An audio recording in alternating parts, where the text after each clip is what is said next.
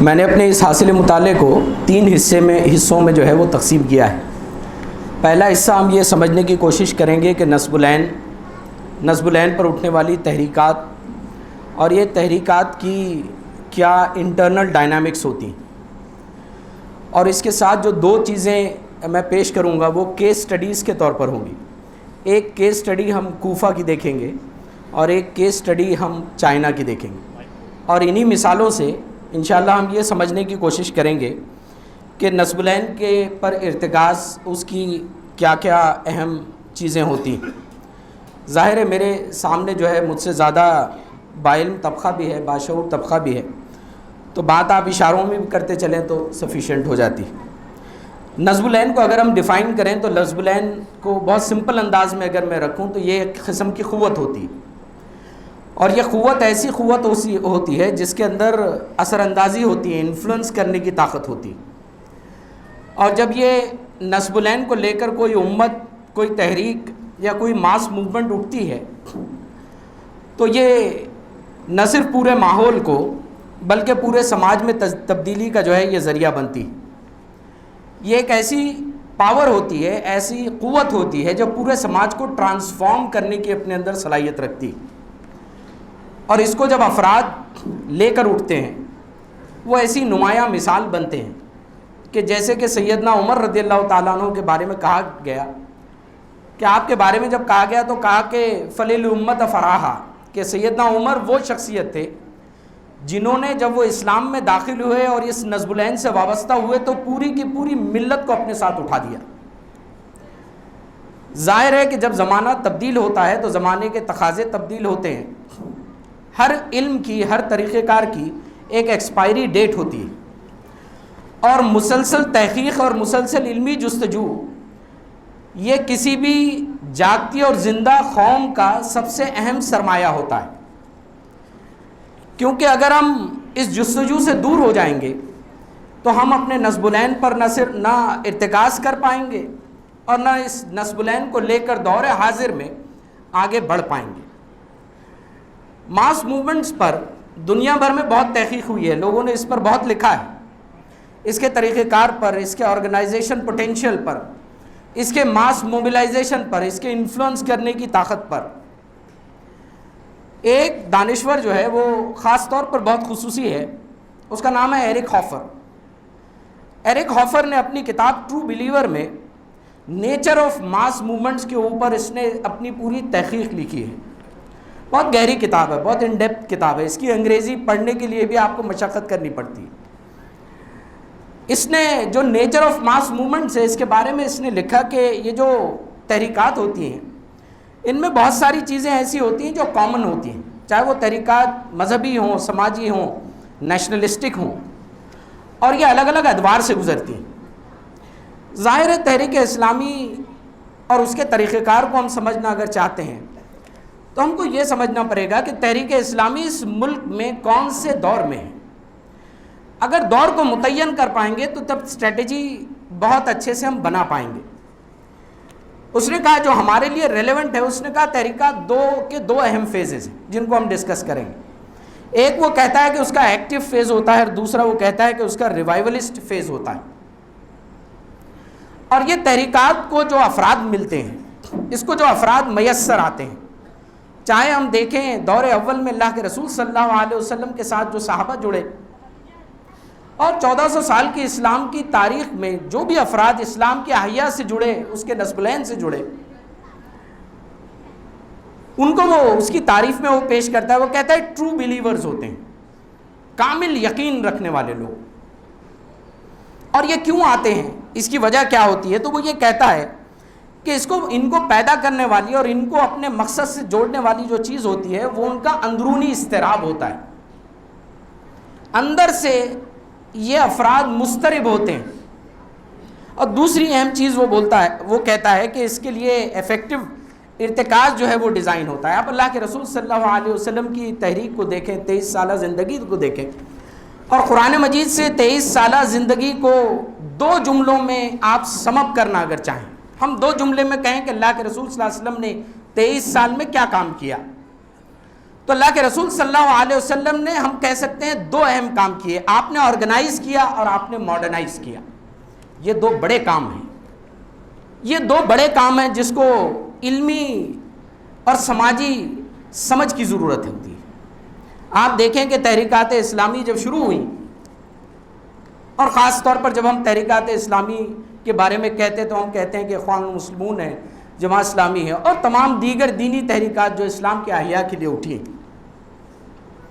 یہ جب شروع ہوئی تھی تو ہم کہہ سکتے ہیں کہ ایکٹیو فیز میں شروع ہوئی تھی. یہ وہ دور تھا جہاں پوری امت مسلمہ یا تو برٹش سے کالونائز ہوئی تھی، ویسٹرن دنیا کی یہاں کالونی بنی ہوئی تھی، چاہے افریقہ لے لیں، مڈل ایسٹ لے لیں، بر صغیر کو آپ لے لیں، ایشیا پیسیفک کا پورے ریجن کو لے لیں. اور اسی کے نتیجے میں یہ ہوتا ہے کہ پوری ملت ایک کلچرل شاک کا شکار ہوئی. 1400 سال کی اپنی قدیم دنیا میں رہنے والی امت اچانک سے ایک نئے فیز میں داخل ہوئی، اور جیسے ہی اس کو یہ کلچرل شاک لگا تو یہ اندر سے بے چین ہوئی، اندر سے مضطرب ہوئی، اور اندر سے جو ہے اس نے سوالات اپنے آپ سے کرنے شروع کیے کہ اس کا وجود کیا ہے، اس کا مقصد کیا ہے، یہ کیوں برپا ہوئی. اور ہم یہ دیکھتے ہیں کہ پھر اسی دور میں بڑی بڑی اسلامی شخصیات اٹھتی ہیں اور بڑے بڑے کارنامے انجام دیتی ہیں، چاہے وہ محمد عبدو ہوں، رشید رضا ہوں، علامہ اقبال رحمۃ اللہ علیہ ہوں، سید مودودی ہوں، سید قطب ہوں. وہ اسی اضطراب کو ایڈریس کرتے ہیں، اس کو آئیڈینٹیفائی کرتے ہیں اور اس کو ایڈریس کرتے ہیں. مسلمان اور موجودہ سیاسی کشمکش کو اگر آپ پڑھیں تو یہ اسی اضطراب کو ایڈریس کرتی ہوئی کتاب ہے. یہ اسی اضطراب کی کیفیت میں امت مسلمہ کو یہ بتاتی ہے کہ تمہارا نصب العین کیا ہے، تم کو کس چیز پر ارتکاز کرنے کی ضرورت ہے. پھر وہ کہتا ہے کہ اس کے بعد جو ہے چاہے دوسرا جو فیز ہوتا ہے، دوسرا فیز اس کو کہا جاتا ہے ریوائولسٹ فیز، یعنی جب وہ ایکٹیو فیز میں آ جاتی ہیں تو پھر آگے چل کر سٹیگنیٹ ہوتی ہیں، اور پھر دوسرا دور آتا ہے جہاں اس کو پھر سے مشکلات کا جو ہے وہ سامنا ہوتا ہے. اور اس دور میں امت یا اس سے وابستہ افراد اسی چیز کا شکار ہوتے ہیں جو دور اول میں ہوئے تھے. آپ ملت اسلامیہ کو اگر ہم اس ملک میں دیکھیں تو ہم یہ سمجھتے ہیں کہ ملت اسلامیہ اور تحریک اسلامی اس دوسرے دور میں ہے. صرف یہ پچھلے 10 سال کا عرصہ اس نے پوری ملت اسلامیہ کو بے چین کر دیا ہے. اس کو اس سوال کا جواب ڈھونڈنے پر مضطرب کر دیا ہے کہ کون ہے، کیا ہے، کیوں ہے، اور جو ہو رہا ہے اس کی وجہ کیا ہے، اور اس سے نکلنے کا اس کے پاس جو ہے وہ طریقہ کار کیا ہے. اسی کو ہم کہہ سکتے ہیں کہ یہ ایسا دور ہوتا ہے جہاں پر امتیں، اجتماعیتیں اور ماس موومنٹس اپنی سول سرچنگ کرتی ہیں، اپنے اندرون کو جو ہے وہ ٹٹولتی ہیں.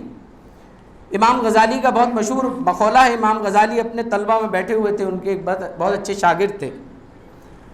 ان کے شاگرد سے جو ہے امام غزالی نے کہا ایھا الولد، اے میرے پیارے طالب علم، اے میرے پیارے بچے، ایھا الولد العلم بلا عمل جنون، علم بغیر کسی عمل کے یہ ایک جنون کی کیفیت ہے، پاگل پن ہے. اور کہا کہ والعمل بغیر علم لا یکون، اور عمل جو ہے کسی علم کے بغیر اس کا کوئی تصور ہی ممکن نہیں، اس کا تصور ہی ممکن نہیں. اس جملے سے امام غزالی کے جو بات ہم کو سمجھ میں آتی ہے وہ یہ ہے کہ ہمارے کلمہ طیبہ کا، ہمارے عقیدے کا، ہماری آئیڈیالوجی کا عملی انطباق سمجھنا انتہائی ضروری ہوتا ہے. اگر ہم ہمارے نصب العین اپنے عقیدے کا عملی انطباق نہ سمجھیں تو ہم ایک جنون کی کیفیت میں، ایک سحر کی کیفیت میں، کہ ہم کو یہ نہیں معلوم ہے کہ جو علم کو ہم کنزیوم کر رہے ہیں اس کو عملی اعتبار سے انطباق کیسے کیا جاتا ہے، پریکٹیکل اپلیکیشن اس کا کس طرح سے آتا ہے. اور اسی کام کے لیے ہم یہ دیکھتے ہیں کہ اسی کام کے لیے وہ افراد چاہیے ہوتے ہیں اور وہ ماحول چاہیے ہوتا ہے، جو ماحول وہ علمی فضا فراہم کرے، جو ماحول وہ اسکالرشپ کو پروان چڑھائے، وہ سماجیات کو دیکھنے کا، وہ گہری نظر کو پروان چڑھانے کا ایک ماحول اپنے اندر دے. وہ ماحول بنانا اور اس ایٹماسفیئر کو پیدا کرنا انتہائی ضروری ہوتا ہے. اور تب تاریخ بارہا ایسے افراد کو تاریخ نے دیکھا ہے جن کو ہم سید مودودی کہہ سکتے ہیں، کہ ایسے لوگ ہوتے ہیں، اللہ نے ان میں ایسی صلاحیتیں دی ہوتی ہیں، ایسے الفاظ کا مجموعہ دیا ہوا ہوتا ہے، ایسا جامع علم دیا ہوتا ہے، اور اس کے ساتھ ساتھ ان کے پاس ایکسیپشنل پریکٹیکل سینس ہوتی ہے۔ سید مودودی کے پورے لٹریچر کو آپ پڑھیں، سید مودودی کا پورا لٹریچر نہ صرف علمی بصیرت کو ہمارے سامنے رکھتا ہے، بلکہ ایکسیپشنل پریکٹیکل وزڈم بتاتا ہے کہ یہ عملی انطباق اس کا کیسے ہوتا ہے۔ اور یہ پورا دور 150 سال کا یہ انقلابات کا دور آپ دیکھیں، ویسٹرن دنیا میں دیکھیں، اسلامی دنیا میں دیکھیں، بڑے بڑے انٹلیکچوئلس آئے، کسی نے مارکسزم کا فلسفہ دیا، کسی نے سوشلزم کا فلسفہ دیا، اس کا عملی انطباق بتایا۔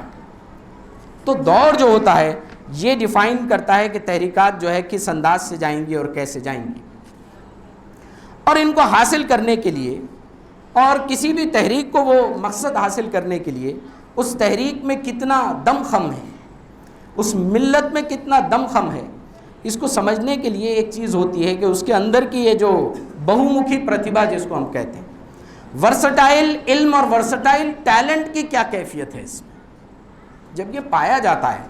اسلام کی جو دعوت ہے وہ واعظ، نصیحت، تقریر، اور اس کے علاوہ اسلامی علوم سے ہٹ کر ایک چیز چاہتی ہے، وہ یہ چاہتی ہے کہ اس عقیدے کو اخذ کیا جائے، اس کی بنیادوں کو اخذ کیا جائے اور دور حاضر کی زبان میں ریپریزنٹ کیا جائے۔ اور یہ ریپریزنٹیشن کے لیے آپ کو رائٹرز چاہیے، آپ کو آرٹسٹ چاہیے، آپ کو طلبہ چاہیے، اور آپ کو جو ہے وہ ادارے چاہیے۔ لیکن سب سے آگے چل کر سب سے اونچی اور سب سے اولین چیز جو ہم کو چاہیے وہ تڑپ چاہیے اس علمی ماحول کے لیے، وہ تڑپ چاہیے کہ ہمارے اس ماحول میں وہ علمی فضا ہے یا نہیں ہے کہ جو نئی نسل کو اس اونچائی اور اس بلندی تک پہنچاتی ہے۔ ایک چھوٹا سا واقعہ اس تڑپ کے حوالے سے آپ کے سامنے پیش کرتے ہوئے میں بات کو آگے بڑھاؤں گا۔ اسلام کے بالکل آنے کے بالکل 100 سال قبل کا جو ہے یہ واقعہ ہے، ودن 100 ایئرس اللہ کے رسول صلی اللہ علیہ وسلم۔ اور ہم یہ دیکھتے ہیں کہ جتنی بھی اسلامک اسکالرشپ ہے، جتنا بھی اسلامی علوم ہے، اس میں مہارت رکھنے والے جتنے افراد ہیں سارے نان عربز ہیں، یا تو فارس سے ہیں، پرشینز ہیں، افریکنز ہیں۔ ودن 100 ایئرس ایک نئی نسل، ایک نئی قوم، ایک نئے انداز نے اسلام کو بقا بخشی، جلا جو ہے بخشی، نیا ریوائول دیا۔ اسلام کے ایک بہت بڑے عالم دین ہیں قاضی ابو لیلہ، اس دور کے جو ہے بہت بڑے اسکالر گزرے۔ قاضی ابو لیلہ کی اسپیشلٹی یہ تھی کہ وہ پوری اسلامی دنیا میں گھومتے، سفر کرتے، پوری اسلامی دنیا کے علوم اور ان کے انداز سے ان کی واقفیت تھی، اور یہ بات بہت نون تھی۔ تو ان کے پاس جو ہے ایک مرتبہ عیسیٰ ابن موسیٰ رحمۃ اللہ علیہ پہنچتے ہیں۔ عیسیٰ ابن موسیٰ یہ بھی بہت پائے کے عالم ہیں، لیکن یہ عرب ہیں اور عرب النسل ہیں، پکے عرب ہیں، اور ان کے اندر جو ہے وہ جذبہ ہے عرب کو لے کر۔ تو وہ کہتے ہیں اور آتے ہیں اور ان سے جو ہے وہ سوال پوچھتے ہیں، وہ کہتے ہیں کہ عراق جو ہے اس میں کون ہے سب سے علم پر، سب سے چوٹی میں کون ہے سب سے ٹاپ پر؟ تو کہتے ہیں کہ حسن بصری ہیں۔ وہ کہتے ہیں ثم من؟ تو کہتے ہیں ابن سیرین ہیں۔ تو کہتے ہیں دونوں کون ہیں؟ وہ کہا کہ دونوں پرشینز ہیں، یہ دونوں فارس کے ہیں اور دونوں غلام ہیں، آزاد کردہ غلام، اس نسل سے آئے۔ کہتے ہیں اچھا مکہ کا کیا حال ہے، مکہ میں کون ہے؟ تو یہ جواب دیتے ہیں کہ عطا ابن ابی رباح ہے۔ کہتے ہیں کہ اس کے بعد کون ہے؟ ثم من؟ سب سے بڑے مفتی، ان کا تعلق سودان سے تھا، یہ حبشی تھے، مکہ کے سب سے پہلے سب سے اونچے عالم دین عطا ابن ابی رباح۔ کہتے ہیں کہ اس کے بعد کون ہے؟ کہتے ہیں سعید ابن جبیر رضی اللہ رحمۃ اللہ علیہ، فارس سے تھے، پرشین تھے۔ کہا کہ پھر؟ کہتے ہیں مجاہد، یہ بہت بڑے تفسیر کے عالم دین ہیں۔ کہا اس کے بعد کون ہے؟ تو کہتے ہیں کہ عطا ابن یسار۔ کہتے ہیں کہ یہ کون ہے؟ کہتے ہیں کہ سارے کے سارے نان عربز ہیں، تو کوئی عرب نہیں۔ کہتے ہیں اچھا کہ مدینہ؟ وہ کہتے ہیں زید ابن اسلم، پھر کہتے ہیں محمد ابن منقدر، پھر کہتے ہیں کہ نافع۔ کہتے ہیں یہ سب کون ہیں؟ کہتے ہیں ان میں بھی کوئی عرب نہیں ہے۔ پھر یہ کہتے ہیں کہ میں نے دیکھا ابن عیسیٰ ابن موسیٰ کا، ان کا چہرہ جو ہے اس کو بدلنا شروع ہوا، ان کے چہرے کا رنگ جو ہے وہ تبدیل ہونا شروع ہوا. انہوں نے کہا اچھا قبا کا کیا معاملہ ہے؟ تو انہوں نے کہا ربیعۃ الرائی. کہتے ہیں اور کہا کہ ابن ابی زینات. یہ کون ہے؟ کہیں گے یہ بھی کوئی عرب نہیں. کہا کہ اب ان کے چہرے پر جو ہے واضح تمتماہٹ غصے کی اور پریشانی کی لہر جو ہے وہ دوڑنے لگی. کہا کہ اچھا یمن کا کیا حال ہے؟ تو کہا کہ طاؤس ابن کیسان اور کہا وہاب ابن منبہ. تو وہ کہتے ہیں کہ میں نے دیکھا کہ اب یہ ان کی کیفیت یہ ہو گئی کہ جگہ سے اٹھ گئے اور اٹھ کر بالکل بے چین حالت میں جو ہے وہ گھومنے لگے. کہا خراسان؟ تو خراسان میں بھی وہی نتیجہ نکلا. کہا کہ اتنے پریشان ہوئے کہ غصے سے ٹہلنے لگے. غصے سے ٹہل رہے ہیں. پھر کہا کہ اچھا شام؟ میں نے کہا مکرول. کہا کہ یہ کون ہے؟ یہ بھی عرب نہیں. کہا کہ اب ان کی کیفیت یہ ہو گئی تھی کہ سانس لینے میں دشواری ان کو ہونے لگی. اتنا جو ہے ہیویلی وہ بریتھ کرنے لگے, اتنا پریشان ہو گئے, اتنے ایکسائٹیڈ اور ایجیٹیٹڈ ہو گئے. انہوں نے پوچھا کہ پھر کوفہ کا کیا حال ہے؟ تو یہ کہتے ہیں کہ مجھے اب ڈر ہوا کہ کہیں یہ جو ہے سن کر یہیں فوت نہ ہو جائیں, اور اس ڈر سے جو ہے میں نے ان سے جو ہے کہہ دیا کہ ابراہیم نقعی اور الشعبی, ورنہ میں کہتا حکم ابن عتبہ اور حماد ابن سلیمان جو دونوں نان عرب سے. تو میں نے 2 عربوں کے نام بتایا. انہوں نے پوچھا کون ہے یہ؟ کہا کہ یہ عرب ہیں. تو انہوں نے کہا اللہ اکبر, مطمئن ہوئے, ٹھنڈی سانس لی اور بیٹھے. یہ واقعہ ہم کو یہ بتاتا ہے کہ علمی ماحول کو لے کر ملت کے اندر جو تڑپ ہونی چاہیے, جو جستجو ہونی چاہیے, گہرے علم رکھنے والے لوگوں کے فقدان سے جو بے چینی کا احساس ہونا چاہیے, وہ اگر ملت میں نہ پایا جائے تو ملت کی بقا اور اس کے نسب العین پر اس کا ارتخاذ اور وہ انقلاب جو ہے وہ ناممکن ہے. اور جب انقلاب ناممکن ہو جاتا ہے تو پھر ایسی ملت میں صرف ایک حیران پریشان اور ریئیکشنری بھیڑ نظر آتی ہے. جب اس میں اہل علم جو ہے ختم ہو جاتے ہیں تو پوری کی پوری اجتماعیتیں ایک بھیڑ کی شکل اختیار کر لیتی. اب آئیے یہاں سے جو ہے پہلی ہم کیس سٹڈی جس کو سمجھنے کی کوشش کریں گے وہ کوفہ ہے. کوفہ کا جو معاملہ ہے, ہم جانتے ہیں کہ کوفہ ایک ایسا شہر ہے جس کو اسلام نے بسایا. پہلے بڑے بڑے شہر گزرے تھے لیکن کوفہ ایک ایسا شہر ہے جو اسلام کی وجہ سے بسا. سیدنا عمر رضی اللہ تعالیٰ عنہ کے دور میں جو ہے رومن سے اس کو جو ہے فتح کیا گیا اور کوفہ کو جو ہے وہ قائم کیا گیا. سیدنا عمر رضی اللہ تعالیٰ عنہ نے جو پہلے گورنر یہاں بھیجے ان کا نام ہے سعد ابن ابی وقاص رضی اللہ تعالیٰ عنہ. سعد ابن ابی وقاص رضی اللہ تعالیٰ عنہ کی اسپیشلٹی یہ ہے, اگر آپ ان کی زندگی کو پڑھیں تو ان کی زندگی میں سب سے خصوصیت والی بات یہ ہے کہ جہاں وہ بھیجے گئے یا جہاں اپوائنٹ ہوئے اس مقام پر انہوں نے نئی پوری اسلامک سویلائزیشنز کھڑی کر دی. یہ ان کی یونیکنیس ہے کہ ایک فرد جب بھیجا جائے تو پوری اسلامی تہذیب کو وہ کھڑا کرے اس مقام پر. یہ یونیک ہے سعد ابن ابی وقاص رضی اللہ تعالیٰ عنہ کے بارے میں. ظاہر ہے لیکن کوفہ جیسا مقام ہے اور کوفہ کے لوگ جو ہیں وہ بڑے مشکل لوگ ہیں. اسلامی تاریخ میں ہم جانتے ہیں کہ بہت ٹف لوگ ہیں, بہت مشکل سے جو ہے ان پر کوئی نظم و ضبط کی جو ہے وہ کوشش ہوتی ہے. ریوالٹ کیا, بے چینی ہوئی, حضرت عمر تک بات پہنچی کہ بھئی ان کے ساتھ ان سے مطمئن نہیں ہے, نیا کوئی آدمی بھیجیے. سیدنا عمر رضی اللہ تعالیٰ عنہ جو ہیں عمار ابن یاسر کو بھیجتے ہیں, پھر ان سے بھی بات نہیں بنتی ہے تو عبداللہ ابن مسعود رضی اللہ تعالیٰ عنہ کو بالآخر بھیجتے ہیں. اور جب عبداللہ ابن مسعود رضی اللہ تعالیٰ عنہ کو بھیجتے ہیں تو سیدنا عمر جو ہے وہ کبھی نہیں چاہتے تھے کہ عبداللہ ابن مسعود جیسی شخصیت مدینہ چھوڑے. ان کے ساتھ ایک لیٹر دیتے ہیں اور وہ لیٹر کو دے کر جو ہے اس لیٹر میں لکھتے ہیں کہ لقد ارسلتکم علی نفسی بابن مسعود, میں اپنی ذات کے اوپر ابن مسعود کو بھیج کر تم کو ترجیح دے رہا ہوں. یعنی میں تمہارے پاس ایک ایسی شخصیت کو بھیج رہا ہوں کہ جو میں نہیں چاہتا تھا کہ وہ اس مقام کو چھوڑے اور یہاں سے جائے, اور اب اگر ابن مسعود سے تمہاری بات نہیں بنے گی تو پھر تمہارا مشکل ہے, بہت مشکل ہے کہ کوئی تمہارا کام جو ہے وہ بن سکے. بہرحال عبداللہ ابن مسعود جو ہے وہ وہاں جاتے ہیں اور جا کر جو ہے وہاں اس کوفہ والے شہر کو, اس کوفہ کو تھوڑے سے عرصے میں کوفہ کو وہ پڑھاتے ہیں، کوفہ کے ٹیچر بنتے ہیں، کوفہ ان سے محبت کرتا ہے، وہ کوفہ سے محبت کرتے ہیں، اور کچھ ہی سالوں میں کوفہ کو مدینۃ القرآن بنا دیتے ہیں۔ کوفہ جس نام سے جانا گیا، مدینۃ القرآن، قرآن کا شہر۔ آپ کی ایک مخصوص میتھڈولوجی تھی، طریقہ کار تھا، علم کے اصول کا، اس کی ڈسٹیلیشن کا، اس کے عملی انطباق کا، اور وہ ایک پوری جو ہے وہ تحریک برپا کرتے ہیں۔ اور ہم یہ دیکھتے ہیں کہ جو ڈسپلنز اور جو اصول عبداللہ ابن مسعود نے اور جو کوفہ میں بنائے گئے، کوفہ کی اہمیت اس بات سے ہم سمجھ سکتے ہیں کہ قرآن کو پڑھنے کی جو 10 قراتیں ہیں، اس میں سے 5 جو ہیں وہ کوفہ سے منسوب ہیں، وہ کوفہ سے آتی ہیں۔ تو کوفہ کا یہ مقام ہے۔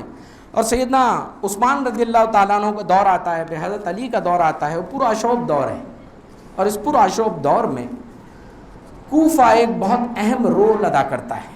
کوفہ وہ شہر ہے جو میٹروپولیٹن کی حیثیت رکھتا ہے۔ ابن خلدون جو ہے اپنے مقدمہ میں لکھتے ہیں کہ اکثر جو حجاز تھا، حجاز کا جو علاقہ تھا، وہ سٹی لائف سے دور تھا، لیکن جو پلورل اور بہت انرجیٹک اور الگ الگ کلچرز کا، الگ الگ نئے خیالات کا، فلسفوں کا پورا گڑھ اور سینٹر جو تھا وہ کوفہ تھا۔ یہ کوفہ جو ہے وہ ایک ایسا مقام بنتا ہے کہ جہاں سے فلسفیز جو نئی نئی آتی ہیں ان کا رد کیا جاتا ہے، ان کا جواب دیا جاتا ہے۔ لاجک اور ریزننگ سے اسلامی علوم کو جو ہے وہ ڈیفائن کیا جاتا ہے، اور ڈیفائن کر کے کوفہ ایک علمی فورس کی طرح کام کرتا ہے۔ ویسٹرن دنیا یا رومن دنیا جو تھی، یہ رومن دنیا کے اگینسٹ میں جو علمی فورس، جو قلعہ اسلام کا تھا، وہ کوفہ تھا۔ اور اسی کوفہ سے ہمارا بہت گہرا تعلق ہے، کیونکہ اسی کوفہ میں یہ جو ڈسکشنز ہوتی تھیں، یہ جو علمی کاوشیں ہوتی تھیں، انہی علمی کاوشوں سے ایک علم کی میراث نکلی، اور اسی علم کی میراث کو ہندوستان کے ایک عالم دین نے ایک شاہکار میں جو ہے جمع کیا۔ اس کتاب کو ہم سب جانتے ہیں، شاہ ولی اللہ دہلوی رحمۃ اللہ علیہ کی حجت اللہ البالغہ۔ یہ پوری کی پوری کتاب دراصل میں کوفہ کی انالیسس ہے، کوفہ کے میتھڈولوجی کی انالیسس ہے۔ اور ہم دیکھتے ہیں کہ شاہ ولی اللہ کی اس کتاب نے اور کوفہ کی اس میتھڈولوجی نے بڑی بڑی علمی تحریکات پر جو ہے اپنا اثر چھوڑا ہے۔ مولانا سید ابو الاعلیٰ مودودی رحمۃ اللہ علیہ اس سے بہت کچھ اخذ کرتے ہیں۔ آپ خطبات کو پڑھیں، آپ رسالہ دینیات کو پڑھیں، آپ اسلامی تہذیب اور اس کے اصول و مبادی کو پڑھیں، آپ کو اسی کوفہ کی جھلک ملے گی، اسی شاہ ولی اللہ دہلوی رحمۃ اللہ علیہ کی حجت اللہ البالغہ کے جو ہے آپ کو جھلکیاں اس میں ملیں گی۔ ایک ایسی علمی تحریک جس نے 1400 سالوں میں اپنا مقام برقرار رکھا ہے، اپنا وہ حیثیت جو ہے اس نے برقرار رکھی۔ اب آئیے دوسری کیس اسٹڈی کی طرف۔ دوسری کیس اسٹڈی، اور میں اپنی بات کو جو ہے اس سے سمیٹ لوں گا، وہ کیس اسٹڈی چائنا کی ہے۔ اور ہمارے لیے ہندوستان میں جو ہے اس سے بہت کچھ نصیحتیں مل سکتی ہیں، اس سے بہت کچھ طریقہ کار میں ہم کو، ہمارا طریقہ کار کیا ہو یہ بنانے میں بھی بہت ساری ہم کو سہولتیں ہو سکتی ہیں۔ ہم سب جانتے ہیں کہ چائنا میں مسلمانوں کا آج جو حال ہے، اور اس کا وہ جو علاقہ ہے زنجیانگ پروونس جس کو ہم کہتے ہیں، وہاں اوئغر مسلمز ہیں، اور اوئغر مسلمز جو ہیں دنیا بھر میں سب سے زیادہ پرسیکیوٹڈ مائنورٹیز ہیں، سب سے زیادہ ظلم و استحصال مسلمانوں کا ہے تو اسی پروونس میں۔ کہا جاتا ہے کہ چائنا کی یہ جو پوری پروونس ہے یہ ایک لیبارٹری ہے، دنیا بھر میں اس سے نصیحت اور اس سے ڈاٹا جمع کیا جا رہا ہے کہ کسی قوم کو پرسیکیوٹ کرنا ہو تو اس کی ٹیکٹکس کیا ہوتی ہیں۔ یہاں جو سرویلنس اپیریٹس لگایا جاتا ہے، سب سے اعلیٰ سرویلنس اپیریٹس، چاہے وہ یہاں کے ڈیٹینشن سینٹرز ہوں، چاہے وہ یہاں کے وہ برین واشنگ کلچر ہو۔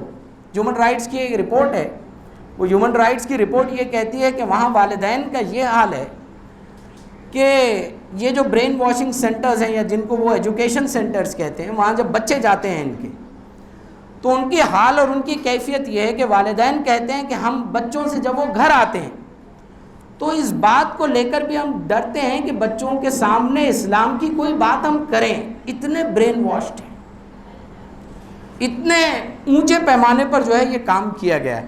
چاہے وہ چینج ان ڈیموگرافی ہو، یہ ساری چیزیں ہمارے سامنے بہت واضح ہیں۔ لیکن ایک چیز جو اب تک کے سامنے نہیں آئی ہے وہ یہ ہے کہ چین کے اندر تقریباً کم و بیش جو ہے 20 ملین مسلمان پائے جاتے ہیں۔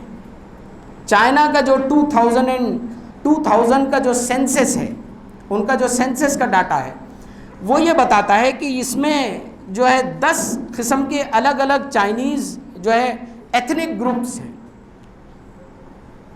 اور ان ایتھنک گروپس میں 9 گروپس وہ ہیں جو ایک جگہ پر ہیں، اور 10واں جو گروپ ہے یہ سب سے بڑا ایتھنک گروپ ہے، سب سے بڑا چائنا کا ایتھنک گروپ ہے، اس کو ہوئی مسلمز کہا جاتا ہے۔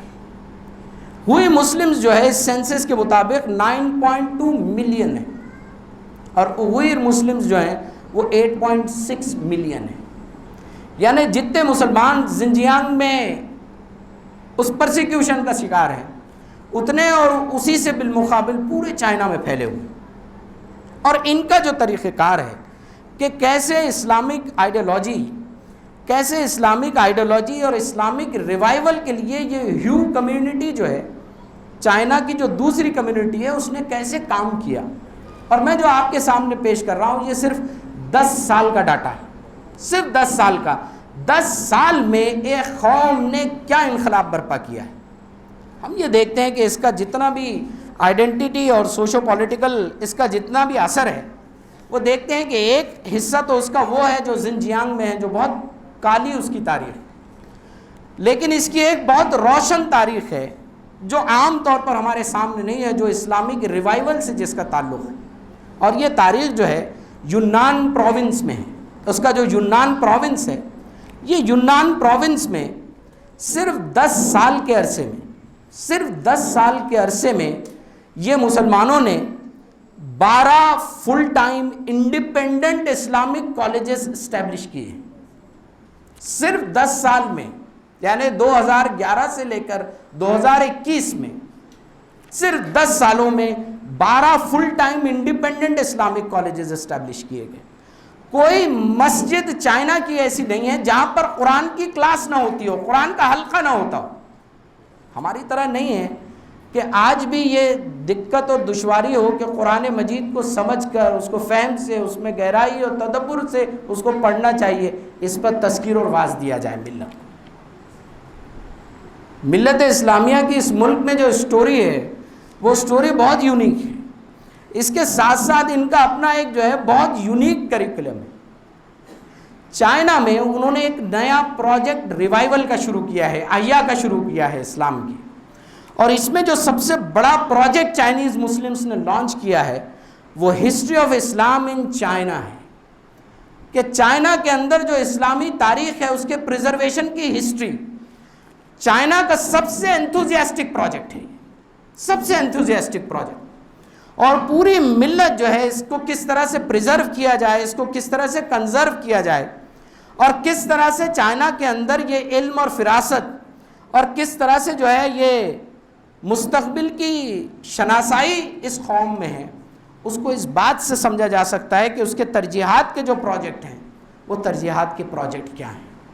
ملت اسلامیہ اس ملک میں سنہری تاریخ رکھتی ہے، نہ صرف اسلامک علوم میں بلکہ شعبے ہائے زندگی کے ہر اسٹیٹ کرافٹ میں، ہر شعبے میں اس کی بہترین تاریخ ہے، شاندار تاریخ ہے۔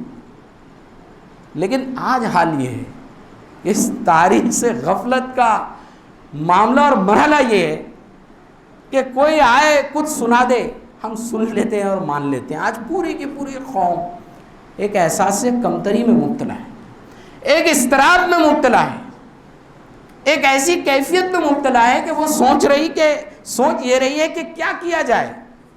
اور یہ چائنا میں کوئی نیا واقعہ نہیں ہے۔ چائنا کی جو تاریخ اس کو اگر میں بہت مختصر میں 1 منٹ میں 4 ادوار میں بانٹوں تو سب سے پہلی وہ دور ہے جو جہاں ہندوستان میں مغلیہ دور تھا، وہاں منگ ڈائنیسٹی تھی، اور اس دور میں جو ہے مسلمانوں پر بہت ظلم ہوئے۔ یہ وہ دور تھا جب ارطغرل غازی اور نیوٹن دنیا میں پیدا ہو رہے تھے۔ عثمانی خلافت جو ہے پوری فتح کر رہی تھی دنیا میں، چائنا میں مسلمان جو ہے وہ ظلم اور زیادتی کا شکار ہو رہے تھے۔ اس کے بعد کوئن ڈائنیسٹی آتی ہے، مغلیہ سلطنت کا آخری دور، برٹش رول۔ انڈیا میں جو دور ہے یہ وہ دور ہے، مسلمانوں کو آزادی ملتی۔ پھر فرسٹ ورلڈ وار کے بعد جو ہے وہاں سول وار ہوتی ہے، اور دو بڑے پولیٹیکل گروپس وجود میں آتے ہیں، ایک نیشنلسٹک گروپ ہے اور دوسرا جو ہے وہ کمیونسٹ پارٹی ہے، CCP۔ مسلمان جو ہے وہ CCP کے ساتھ جاتے ہیں، اور 1966 سے 1976 10 سال چائنا میں کلچرل ریولوشن آتا ہے، 10 سال، اور یہی وہ تاریخی دور ہے جب مسلمانوں کا پورا پلڑا پلٹ جاتا ہے، مسجدیں مسمار کی جاتی ہیں، بلڈوزر چلائے جاتے ہیں، کوئی نئی ٹیکٹک نہیں ہے، یہ دنیا کی لیبارٹریز سے سیکھے ہوئے انداز ہیں جو یہاں اپنائے جا رہے ہیں۔ گھروں سے نکالا جاتا ہے، ڈیموگرافی چینج کی جاتی ہے، اور ہم یہ دیکھتے ہیں کہ ایک قوم جو ہے وہ کھڑی ہوتی ہے، اور کھڑے ہو کر بمشکل 10 سے 20 سال میں، بمشکل 10 سے 20 سال میں پورا اسلامک لرننگ کا پیرلل نظام قائم کرتی ہے۔ پیرلل نظام چلتا ہے چائنا میں، کہا جاتا ہے انڈیپینڈنٹ اسلامک سکولز چلتے ہیں، اور طلبہ تنظیمیں چلتی ہیں مسلم اسٹوڈنٹس ایسوسی ایشن کے نام سے، جو یونیورسٹیز میں کورسز چلاتی ہیں، یونیورسٹیز میں دین کی احیا کے لیے کام کرتی ہیں۔ یہ وہ پہلو ہیں جو عام طور پر جو ہے ہمارے مطالعے سے یا ہمارے فہم سے چھوٹے ہوئے ہوتے ہیں، اور اس ملک میں بھی ہمارے لیے ان واقعات سے بہت کچھ نظیر ملتی ہے۔ آخر میں اپنی بات کو میں ختم کرتا ہوں، اور بات کو ختم کرنے کے لیے اور اس بات پر کہ علم کی دراصل میں جو طلب ہوتی ہے، وہ طلب جب تک امت میں باقی رہے گی تو اس امت میں وہ تحریک باقی رہے گی، اس امت میں اپنے مقصد اور اپنے نصب العین پر ارتکاز کی وہ جستجو باقی رہے گی۔ اس کے لیے کہا جاتا ہے کہ ہم کیا کر سکتے ہیں۔ سماجیات میں ایک بہت اہم بات کی جاتی ہے، اور بات یہ ہے کہ کچھ دائرے ہوتے ہیں۔ ہمارا ایک دائرہ ہوتا ہے اسفیئر آف کنسرن، ہم جس کو بولتے ہیں، فکر۔ دلی میں کچھ ہو گیا ہم کو فکر ہوتی ہے، فلسطین میں ہو جائے فکر ہوتی ہے، چائنا میں کوئی ہو جائے فکر ہوتی ہے۔ یہ اسفیئر آف کنسرن ہے، یہ ایک ایسا حلقہ ہوتا ہے جس کے بارے میں ہم سوچ تو سکتے ہیں، کنسرن تو رکھ سکتے ہیں، لیکن بہت زیادہ کچھ کر نہیں سکتے۔ دوسرا دائرہ ہوتا ہے جس کو کہا جاتا ہے اسفیئر آف انفلوئنس، یعنی ایک ایسا دائرہ جس پر آپ اثر انداز ہو سکتے ہیں۔ آپ کا ورک پلیس ہو سکتا ہے، آپ کے زیر سایہ پڑھنے والے طالب علم ہو سکتے ہیں، آپ کے دوست احباب ہو سکتے ہیں، آپ کے سماجی تعلقات ہو سکتے ہیں، اور اس سے آخر میں ایک حلقہ آتا ہے جس کو کہا جاتا ہے اسفیئر آف کنٹرول، اور ہمارا گھر ہمارا اسفیئر آف کنٹرول ہے۔ اگر اس پر آپ امت جو ہے اس پر کنٹرول حاصل کر لیں، اپنی نئی نسل کی تعلیم اور تربیت کے لیے کوئی نظام بنا لے، تو ودن ایئرس تبدیلی ممکن ہے، کیونکہ ملت اسلامیہ اس ملک میں نہ صرف ایک زرین تاریخ رکھتی ہے، بلکہ ملت اسلامیہ اس ملک میں وہ کیپیسٹی رکھتی ہے، وہ ورسٹیلٹی رکھتی ہے، وہ ٹیلنٹ رکھتی ہے، وہ نوجوانوں کی قوت رکھتی ہے، وہ اثاثہ رکھتی ہے۔ تو ضرورت اس بات کی ہے کہ دانش مندی سے اس کو ایک رخ دیا جائے۔ اللہ تعالیٰ سے ہم دعا کرتے ہیں، اللہ تعالیٰ ملت اسلامیہ کی حفاظت فرمائے، اللہ تعالیٰ ہم کو خوب عمل کی توفیق عطا فرمائے۔ وقولوا قولی ھذا استغفر اللہ ولکم، جزاکم اللہ خیر، السلام علیکم ورحمۃ اللہ وبرکاتہ۔